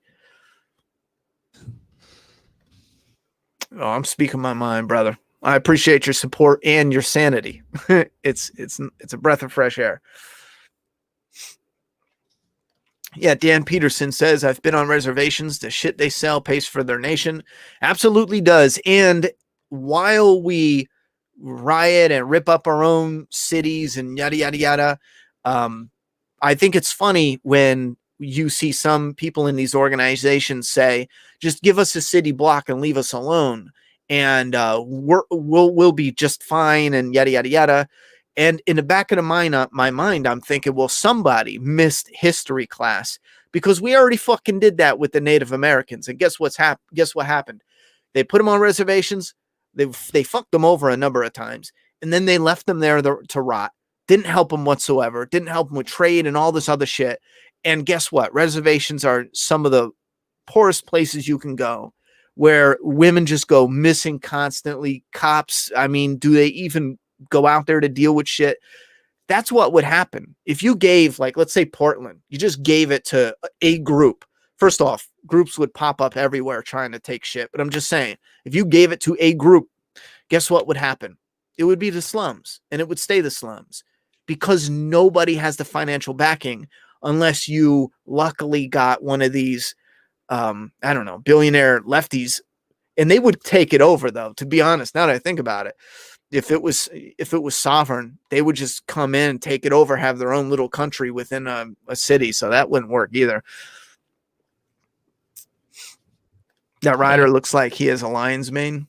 I know. On purpose, I wanted to just get like a raw and rugged rider on this one, especially with the helmet. Like, because I was thinking for another character, I was kind of having the idea of putting like a horse's tail, like full on Spartan like style, but I decided not to go with that.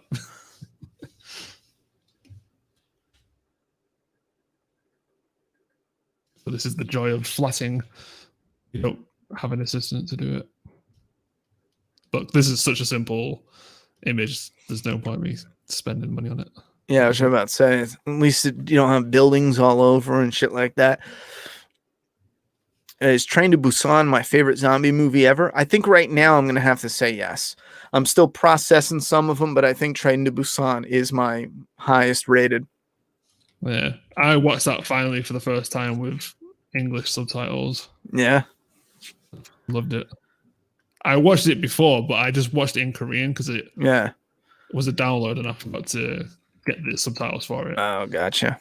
I still loved it even just in Korean and not knowing what the hell they were saying. But then when I watched it again, like a legit copy of it, I was just like, holy shit, this is so cool. And it's not like the dialogue really does much for it, because it's more like the spectacle for me. Because I like seeing zombie stuff to get ideas for doing zombie scenes or whatever in the comic and stuff. Or just see like the various ways of how different types of media portray zombies. It's always cool to get ideas. Hell yeah, I'm digging that. That image, says Dan Peterson. Any final questions you guys want to pop in here? I do have to get going myself. It's getting late for James. I know that. Yeah, it's 2:00. Princess Peach. Princess Pie did a question, but it's one of those argumentative questions. Oh, I don't even see her on here. It said, have we had any disagreements about artwork and like what style it should be and all this kind of stuff? Nothing fun yet, but I'm hoping one day we'll get there. At the start, like, no, because obviously he knew what I was kind of going for anyway. But when it comes to like designing characters, obviously we always have a back and forth. And, you know, none of us are saying things to be like, you have to do it this way. It's like we both listen to each other and then we find the middle ground for that. And then we both have something that we're both happy with.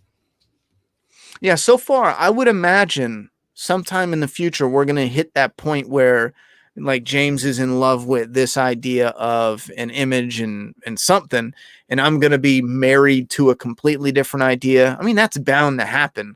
It just hasn't happened yet, luckily.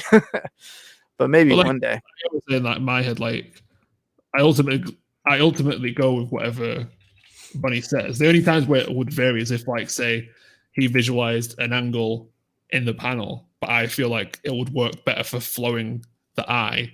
I would change it, but it still retains everything that he wants in the panel. But sometimes, like in the early issue, in like issue 3, I agree with him where we did the scene with the creep in the bathroom, and the dialogue says like your heart's beating out your chest. But because I was more focused on constructing a fighting scene, to me it made sense for Tristan to like stop the creep, like having both of his arms attacking Tristan. So I didn't put the hand on the chest, which is what I should have done based on the script. It just didn't feel right at the time. But we get lucky with doing stuff like a volume where we get to re-edit, and I've actually redrawn that panel. I've actually moved the arm to the chest. Nice. Chris Stanley would have, oh wait, I missed it. There we go. With a $5 dono. Thank you very much for the continued support, brother. Both of you, congrats again, and may your next campaign do even better. Cheers. Bro, I'm aiming for twice as much on the next one. So I hope most of you, if not all of you, journey over to the next volume and see what happens with these characters. Dwighty Boy wants to know, who is your favorite Doomsday Kingdom character? You can answer that real quick. Do you got one? Actually, I want to hear what you have to say. Fucking hell. I mean, we've only shown a limited pool, and I know there's things coming up. And now that I've done the design, I'm really excited for that one that we've been doing more than ever. But I do love drawing the rider, because that's the first thing I drew, and I'm so happy with like how the artwork has progressed. And I'll just pull up an image because I really want to show this. I was going to show it on the stream with Fragger today, but obviously that's postponed. Let me just find it again. I had everything ready, but then I shut my computer down. But who's your favorite, Ronnie? It's a bit tricky. I'm gonna pick two. I know the rider visually and with a little bit of attitude. I think the rider is mine, but my second place would be that'd be a tricky one. I'm probably second place in currently in the books. Katie with Rebel, because they both got some good shit coming up. Yeah. So what I was saying here as well is like, I like the Rider because it was the first main character that I've drawn, and I like him even more that I've got comfortable with it. So you can see on the left is from issue 1, and then on the right is how I draw the Rider today. So you can see that I've gotten a lot better in drawing, a lot more detailed when it comes to like the shading and extra details, but just overall the whole shape of the Rider now just looks badass. And so when I get to do stuff like the trading card, I get to play with it even more to make it even more cool. Go back to that side by side again. Man, that's pretty drastic. What the fuck was I thinking giving you the job? Look at that now. I want the guy on the right. I'm saying I cringe at the artwork I did last week. Imagine what I was saying, like what I'm always feeling when I'm looking at issue 1 or whatever. Listen, if this isn't a sign of clear progress, keep in mind what we have on the right, and this is the good thing about his progress. Yeah, you get the left for one issue, but you get the right image and better from this point on. So at least we got the bugs out of the way. He's warmed up. He's not rusty anymore. It's like when you always improve, but when I did issue 1, I ended up redrawing the Rider in the early pages because it didn't click for me to get comfortable until like page 18 when the Rider's flawed by something that happens in it, which meant every page up until that point had to get fixed. But even saying that, looking back, this was the best version of. This is like the second version in issue 1. So imagine how shit this might be if I had just stuck with the original and just not touched it. Because I know the mask was like the biggest thing. It looked proper goofy on some. I remember that, yeah. Now, like, because the hard thing is with this mesh covering over the mouth, depending on how thick your pen is, sometimes it make it look like he's got buck teeth or teeth in general when it's not teeth. Because you're leaving like white gaps for the color, but it looks like he's got like a dopey smile. But here, like it always looks like angry. In the new Rider pick, is that a spleen in his hand? No, this is a bones of a hawk that I've kind of bent a bit too much on this one. It's supposed to be a little bit more straight, but and then he's got a gun. Fragger Boom, yeah. That show is still scheduled for tomorrow if anyone knows Fragger. I don't know what time it's going to be yet. He hasn't said if it's going to be a different time. But yeah. Interval. Have we met the guy who gets fed to the feeding post in the story yet? Well, seeing as he's a complete mystery, I will not tell you before it plays out in the story. So I'm not going to tell you.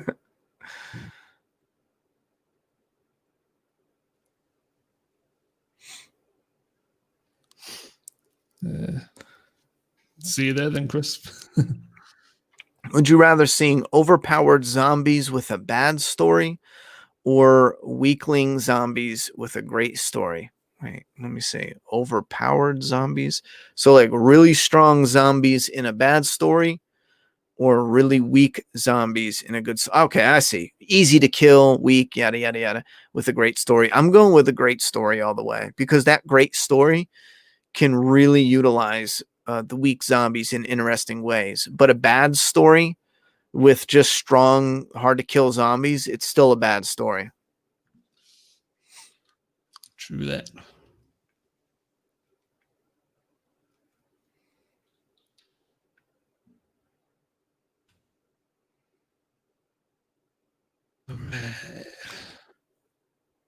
Dwighty Boy says, is there a Dwight type character in Doomsday Kingdom?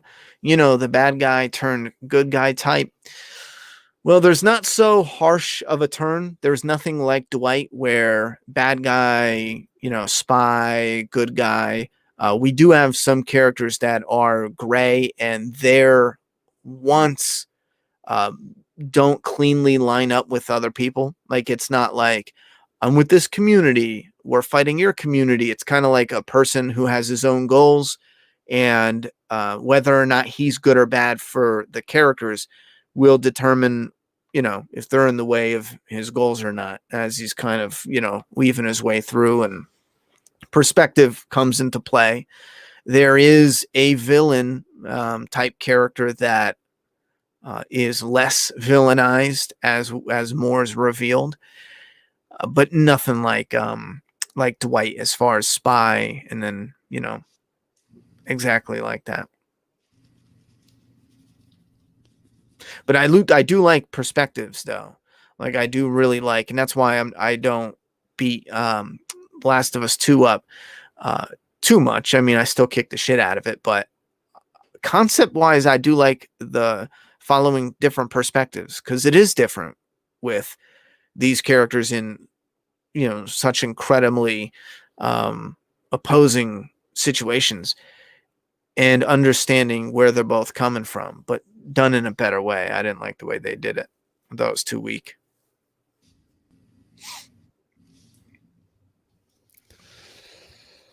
All right, last question for me, and then I got to roll. Slizzle 2290. I don't know if James has a couple he saw. He can answer it as we're closing down. But The Walking Dead lost its magic. What would it take to recapture it? Well, that's tricky because, yeah, Rick. Simple answer, Rick.